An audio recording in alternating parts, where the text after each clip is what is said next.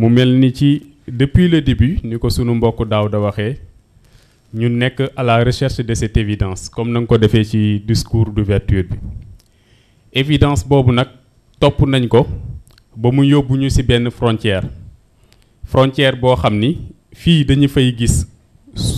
souffle premier fii ñu fay gis souffle divin muy sunu première question nag di dugg ci wàllu boobu noonu waaw lan mooy souffle premier lan mooy souffle divin bi ñuy recenser question yi itam honnêteté intellectuelle daf ñuy pousser ñu xam ni thème mu tey bi comme ni ko sunu mbokk daaw da waxee entre chaos et clarté moom moo ko proposé waaw kon xëy na moom moo koy développé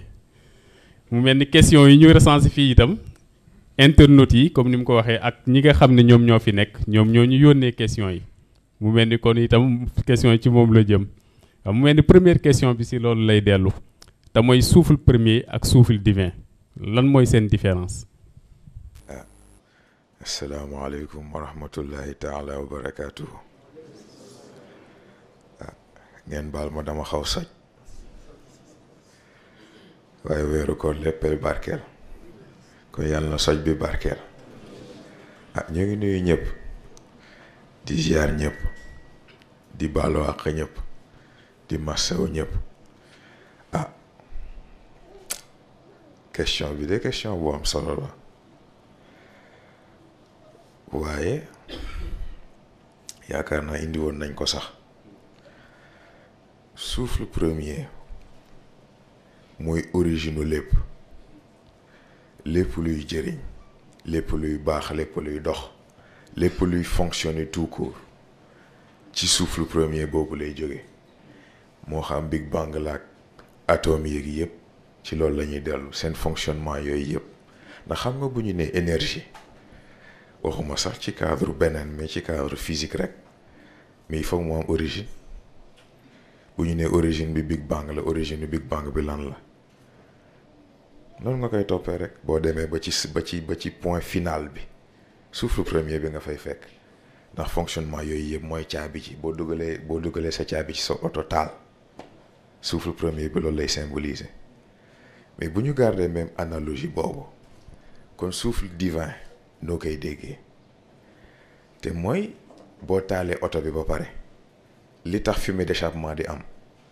c'est parce que mélange air ak essence jot na am ba moteur bi taal ko mën a fonctionner moo tax fumée d'échappement bi di am gis nga loolooy souffle divin bi loolooy garantir que ni souffle premier bi njëriñ gi mu waroon am na ko moom mooy garantir ni li mu war a jëriñ mbindeef gi am na loolooy souffle divin foofu la respiration jóge gis nga nit boo seetloo léppam ay hommage la ba ci loxo lu tax juróomi baaraam pourtant tudd nañ ko bii passé ci 5 façons énergie yi am ndax dañu wax leer wax lëndëm wax néant yeneen ñaari ci def yii ay dérivé wu leer la yii ay dérivé wu lëndëm la waaye ni ngeen ko indee looloo ci am solo te mooy bul ko xool rek ci nit ñi ko jàngale kon mën nga juum ndax yow lu boo ci gis outil la boo ci mënti gis outil la ce qui fait que nit ki mooy def lu jaar yoon walla nit ki mooy def lu dëng waaye énergie yi en tant que tel ñoom amuñu benn influence ci boobu domaine nit ki mooy mel ni mu mel utiliser énergie yooyu ci ni mu ko neexee c'est aussi simple que ça.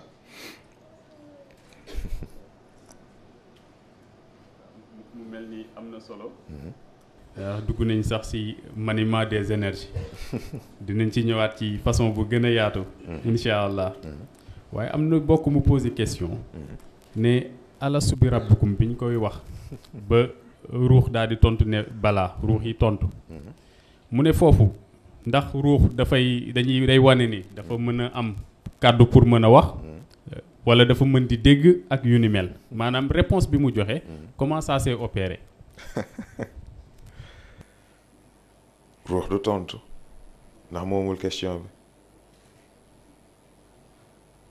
ruux du tontu ndax moomul question bi ruux ci yàlla lu jóge soxlawul wax ndax léppam jox na ko yàlla bu yàgg te sax daf ko mësta moom ba koy joxewaat. kon ban entité moo tontu. ah waaw kay. gis nga foofu la yàlla doon na te yitte mais yitte ci ban anam ndax xam nga alastu bi rabbikum dañuy juum ci niñ koy firé alastu bi rabbikum boo ko bëggee dégg danga koy firé ba xam nangul ngeen seen bopp ki gën ci yéen lim leen tëral noonu rek nga koy déggee waaye yitte bi fan la nekk ndax ñu wax ko boo ko xoolee ci logique tey à tête reposée mën na yomb waaye ci circonstance yooyu ndax sa bopp xaju fa tàppale xaju fa kon foofu yittey volonté foofu la tàmbalee ñi nga xam ne ñoom teel nañ def seen choix teel a nangu li ñu war a nangu waaye man foofu sew-sew bi ma gis lenn la ñi nga xam ni wax nañ balaa te seen baat jógul kenn déggu leen et pourtant mu ngi dëgg ci ñoom ak ñi wax balaa te yàlla xam ne ni booba spectacle baa leen daaneel nan lañ leen di départager ndax foofu am na koo xam ni yàlla laaj ko mu tontu xaraamal na ko boppam ndax boroomam moom lu mu ko teg mu jël kon nag mu war a tontu sax musiba la ci moom kon sañ tangaan am na koo xam ni gis na ñëpp ni balaa ah foog mu wax ndax wóoru ko ba xam luy jëriñ la wala luy gaañ te loolu boo xoolee ci phénomène psychologique boo xoolee psychologie de groupe ci nga koy comprendre nit bu nekkee ci groupe ci foule du xalaat dafay réagir bu gisee ñeneen ñi def rek mu def c'est l'action d'abord la pensée ensuite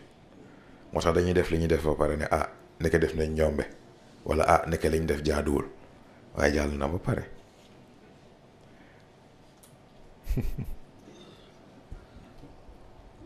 waaye li ma jaaxal foofu parce que bu dee fii sunu système bi booy joxee réponse mu ngi dépendre ci environnement bi ak ban aisance nga am par rapport ak environnement bi mais foofu naka lañ comprendre enjeu yi ba mu déterminer seen réponse pourtant jàngal naa leen ko yàlla ko juddu xam nga ko ruux ya fa nekk lu ñu bees xam nañ yàlla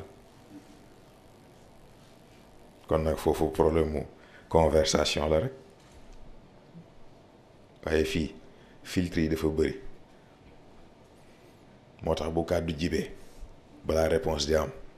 lu bëri mën na fee jaar moo tax xëy na connexion bi du dagg waaye est-ce que nit ki yàlla buy wax ak moom ca na mu toll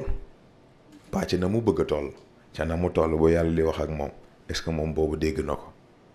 bay mën a tontu moom it loola jar a bàyyi xel